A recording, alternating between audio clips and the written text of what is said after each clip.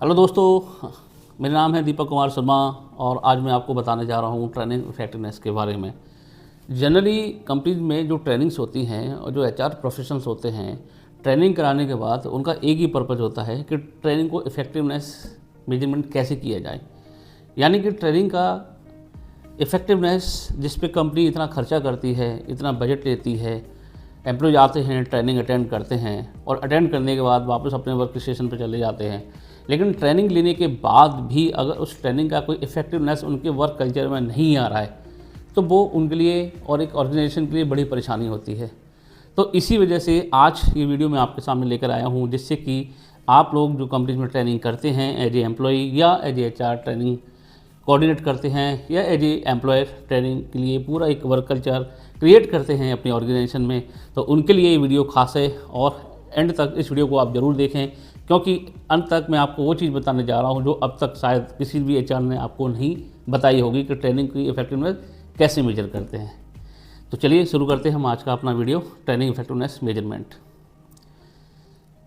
Donald Kirkpatrick model, ये model 1950 में आया था और बहुत से लोग इस मॉडल के बारे में नहीं जानते हैं। जनरली बहुत से एचआर इसको प्रैक्टिस भी कर रहे हैं और अपनी कंपनी में इस प्रोसेस को लेकर भी आ रहे हैं, लेकिन वो ये नहीं जानते हैं कि यही प्रोसेस डोनाल्ड कर्कपैट्रिक मॉडल ने दिया था। यानी कि जो डोनाल्ड कर्कपैट्रिक मॉडल 1950 में इन्होंने एक प्रोसेस स्टार्ट किया था जिसको कि हम 4 भागों में बांटते हैं। पहला होता है रिएक्शन, लर्निंग, बिहेवियर और रिजल्ट, या इसको आरओआई भी बोलते हैं। ये 4 फैक्टर होते हैं। इस 4 फैक्टर में ही पूरी ट्रेनिंग इफेक्टिवनेस मेजर की जाती है। जी हाँ दोस्तों, मुझे लगता है कि शायद आपको ये चीज़ नहीं पता होगी, तो मैं आपको ये चीज़ बताने जा रहा हूँ कि ये 4 फेज एक ऐसे होते हैं जिसमें ट्रेनिंग इफेक्टिवनेस पूरी ट्रेनिंग का मेजरमेंट आप कैसे कर सकते हैं वो मैं आपको बता रहा हूँ। होता क्या है कि जब हमारा बजट बनता है फाइनेंशियल स्टार्टिंग में, तो हम ट्रेनिंग का एक बजट लेते हैं। उस बजट में हम ये दिखाते हैं कि हमारा जो एम्प्लॉय हैं उन एम्प्लॉयज़ को ट्रेनिंग आवर्स को कंप्लीट करने के लिए हमने इतने टॉपिक लेने हैं, कोर टूल्स पे लेने हैं, रिएक्शन पे लेने हैं या बिहेवियर पे लेने हैं। जनरली देखा जाता है तो 3 तरह की ट्रेनिंग होती हैं, टेक्निकल ट्रेनिंग, फंक्शनल ट्रेनिंग और बिहेवियरल ट्रेनिंग। टेक्निकल ट्रेनिंग में जो भी कंपनी से रिलेटेड जो भी प्रोसेस फंक्शंस होते हैं उनके टेक्निकलिटी के बारे में बताया जाता है थ्रू ट्रेनिंग्स। फंक्शनल ट्रेनिंग्स वो ट्रेनिंग्स होती हैं कि जिस प्रोसेस को करने के लिए, या बहुत सी कंपनीज फंक्शन में जानते हैं जैसे एचआर, परचेज, फाइनेंस, यानी जो कोई सपोर्टिव डिपार्टमेंट होते हैं वो फंक्शंस को प्रैक्टिकल को सपोर्ट करते हैं, वो ट्रेनिंग्स होती हैं। और तीसरी होती है बहुत इंपॉर्टेंट, जो कि जिसका मेजरमेंट करना बहुत ही मुश्किल है, जिसको बोलते हैं बिहेवियर। तो ये 3 कॉम्पिटेंसी हैं, टेक्निकल, फंक्शनल, बिहेवियर कॉम्पिटेंसी। तो टेक्निकल कॉम्पिटेंसी को मेजर करना आसान है, फंक्शनल कॉम्पिटेंसी को भी आप मेजर कर सकते हो, लेकिन बिहेवियर बहुत मुश्किल है। ऐसा माना जाता है कि बिहेवियर जो ट्रेनिंग्स हैं बहुत ईजीली होती हैं, करा देते हैं, लेकिन ठीक है चलता है नहीं, लेकिन सबसे इम्पोर्टेंट टास्क ही बिहेवियर ट्रेनिंग्स को मेजर करने का होता है। तो इस 4 मॉडल्स में आपको बताता हूँ। तो जैसे जब मैंने अभी जैसे बताया कि बजट लिया, हमने ट्रेनिंग आइडेंटिफिकेशन किया, 10 के बेसिस पे हमने एक एनुअल कैलेंडर बनाया और हमने वहाँ पे ये बताया कि ये टॉपिक्स हम लेंगे, इस टॉपिक से बेस पे इतने पार्टिसिपेट अटेंड करेंगे और ये टॉपिक्स को हम इन मंथ में करेंगे। तो इस तरह से आपका एनुअल ट्रेनिंग कैलेंडर बन जाता है। अब बात आती है उसको एग्जीक्यूट करने की। तो एग्जीक्यूट करने के लिए आपको 3 चीज़ें मेजर चाहिए, एम्प्लॉय यानी कि ऑडियंस, आपका वर्क कल्चर यानी कि प्लेस, और तीसरा बहुत इंपॉर्टेंट होता है आपका ट्रेनर या स्किल डेवलपर। ये 3 चीज़ बड़ी इंपॉर्टेंट मैटर करती है।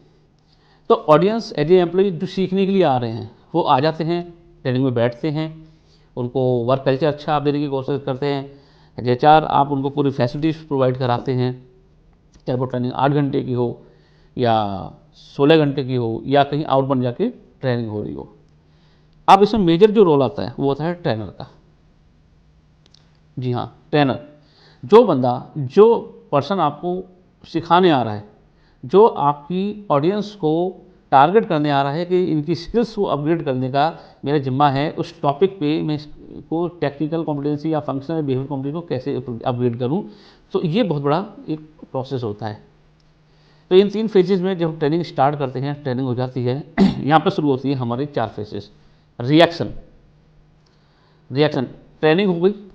ट्रेनिंग होने के बाद सबसे पहला कंसर्न ये आता है कि एम्प्लॉयज़ ने किस तरह को कैसे रिएक्ट किया, उस ट्रेनिंग को कैसे लिया, उसका रिएक्शन कैसे किया, यानी कि जो ट्रेनिंग में बताया जा रहा है उनका एक्सेप्टेंस लेवल उस ट्रेनिंग के लिए कितना है।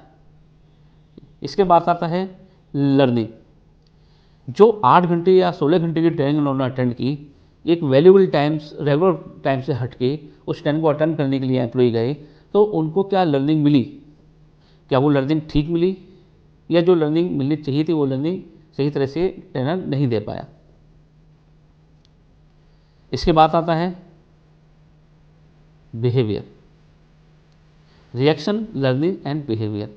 बिहेवियर यानी कि जो ट्रेनर ट्रेनिंग देने आया उसने अपने जो एग्जाम्पल ट्रेनिंग्स को दिए, अपने एग्जाम्पल किस तरह से उसको सेट करने के लिए, अपनी स्किल्स को अपग्रेड करने के लिए स्टेप बाय स्टेप उसने जो एग्जाम्पल सेट किए, उसका जो बिहेवियर ऑडियंस की तरफ था वो किस तरीके का था। क्या वो एक डोमिनेंसी में था, क्या वो एक सॉफ्ट स्पोकन में था, ये चीज़ें बहुत बड़ी मैटर करती हैं। कोई भी ट्रेनर हमेशा एक इम्पोर्टेंट चीज़ पे काम करता है, that's called the emotional intelligence. Emotional intelligence जब तक ट्रेनर के और ट्रेनिंग्स के अंदर नहीं होती है वो ट्रेनिंग सक्सेस नहीं हो पाती है। ये मैं नहीं कह रहा हूँ, ये मॉडल्स हैं, जो मॉडल्स बता रहे हैं। अब इसके अलावा अगर आप देखेंगे तो सबसे इम्पोर्टेंट चीज़ आती है रिजल्ट, जिसको बोलते हैं ROI, रिटर्न ऑन इन्वेस्टमेंट। एक ट्रेनिंग के बेसिस पे हमने 25 लोगों को, एम्प्लॉयज़ को बुला के ट्रेनिंग दी, और एक ट्रेनर जो बाहर से आया ऑलमोस्ट उसने 70,000 या 1 लाख के इस रेटिंग के बीच में अपना अमाउंट लिया, ट्रेनिंग की फ़ीस ली, कंपनी ने एक अमाउंट, सर्टेन अमाउंट खर्च किया, लेकिन लेट से कि अगर वो 1 लाख रुपये एक बैच को स्पेंड कर रहे हैं तो कितना उनको ROI बेनिफिट मिला। तो that's called the fourth one step. यानी पहला था रिएक्शन, कैसे एक्सेप्टेंस आया, लर्निंग, क्या कॉम्पिटिशन को डेवलप हुई है, बिहेवियर, क्या चेंजेस उसमें आए हैं और एनवायरनमेंट कैसा था एक्सेप्टेंस लेवल में, और चौथा है रिजल्ट, रिजल्ट क्या मिले कंपनीज को। ठीक है, बहुत सी कंपनी कहती है कोई बात नहीं, मेरा तो कंप्लाइंसेस में कंप्लाइंसेस पूरी करा रहा हूँ, लेकिन क्या मेरे जो एम्प्लॉय ट्रेनिंग को लेने आए हैं उनकी स्किल्स में कोई डेवलप हुआ, उनकी कॉम्पिटेंसीज में कुछ इंप्रूवमेंट्स हुए। बहुत सी कंपनीज तो ऐसी हैं जो कहती है कि कोई बात नहीं है, मैंने इससे एक्सपेंड किया है, और अगर कल को बंदा अगर छोड़ के भी जाता है ट्रेनिंग के बाद तो एटलीस्ट कहीं ना कहीं किसी मेरे देश के नेशन में कहीं ना कहीं तो इंप्रूवमेंट करेगा। भाई इस कंपनी में नहीं कर रहा तो दूसरी कंपनी में करेगा। ऐसे भी थॉट्स होते हैं कुछ एम्प्लॉयर के। तो ये डिपेंड करता है कि किस तरह से लेते हैं। अब इन चारों को समअप जो आपका रिजल्ट आता है वो रिजल्ट आपका 7 प्रोसेस में होता है, जिसको बोलते हैं PQCDSME। ये यहाँ कोई नई टर्मिनोलॉजी नहीं है, ये वो जो हम मेजर करते हैं। अच्छा, मेजर में आपको ये बताऊंगा, काफ़ी कंपनीज 3 प्रोसेस करती हैं। एक तो इमीडिएट फीडबैक लेती हैं जो ट्रेनिंग के बाद, दूसरा क्या होता है वो सोच कर रखती हैं कंप्लायंसेस वेंडर के 1 महीने के बाद मैं कोशिश करूँगा इफेक्टिवनेस किस तरह से फीडबैक आया ट्रेनिंग का।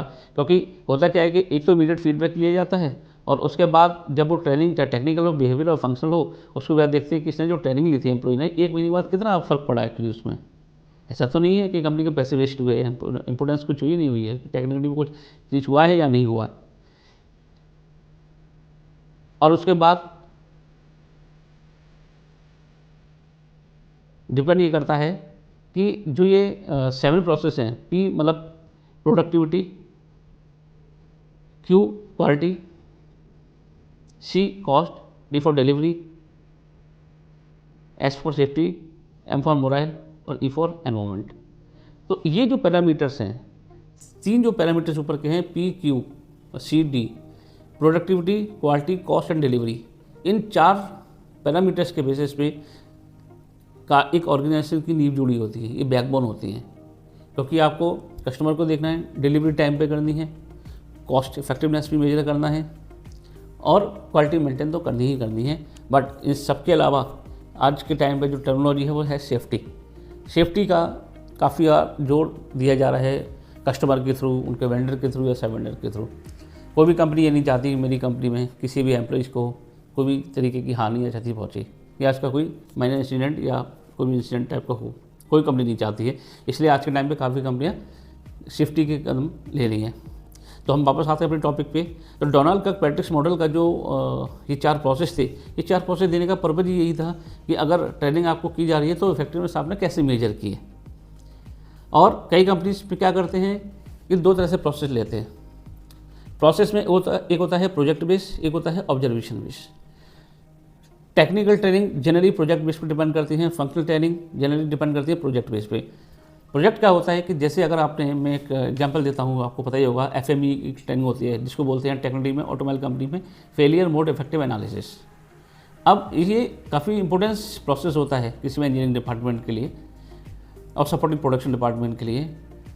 अगर कोई कस्टमर की रिक्वायरमेंट आई, रिक्वायरमेंट के बाद उसमें वो उस हिसाब से उसको प्रोसेस नहीं कर पा रहे हैं, तो इसके लिए बाहर से ट्रेनर बुला के इसको ट्रेनिंग दिया जाता है जिससे कि एग्जिस्टिंग एम्प्लॉय का स्किल डेवलप हो।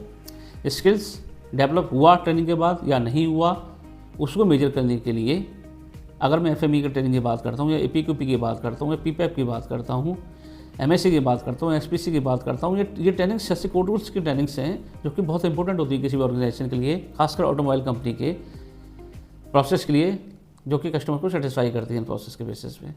अब जब ये ट्रेनिंग हो जाती है तो उसके बाद क्या रियली में वो ट्रेनिंग वर्थ हुई है या मनी वेस्ट हुई है, तो इस बेसिस पे उनको प्रोजेक्ट असाइन किया जाता है। प्रोजेक्ट में जो रनिंग उनके प्रोसेस होते हैं उसमें उसको इंक्लूड किया जाता है। 1 मंथ का या 2 मंथ का जो प्रोजेक्ट होता है उनको असाइन किया जाता है। उसमें HOD जो उनके होते हैं या प्लांटेड्स उनके होते हैं, वो उसको सर्टिफाइड करते हैं कि इस ट्रेनिंग लेने के बाद इस एम्प्लॉय के अंदर ये इंप्रूवमेंट हुआ है। और इसी तरह से जो फंक्शनल ट्रेनिंग्स होती हैं या बिहेवियरल ट्रेनिंग्स होती हैं, वो किसी टेस्ट पेपर के थ्रू या ऑनलाइन जो सर्वे होते हैं उसके थ्रू उसको हम इफेक्टिवनेस को मेजर करते हैं।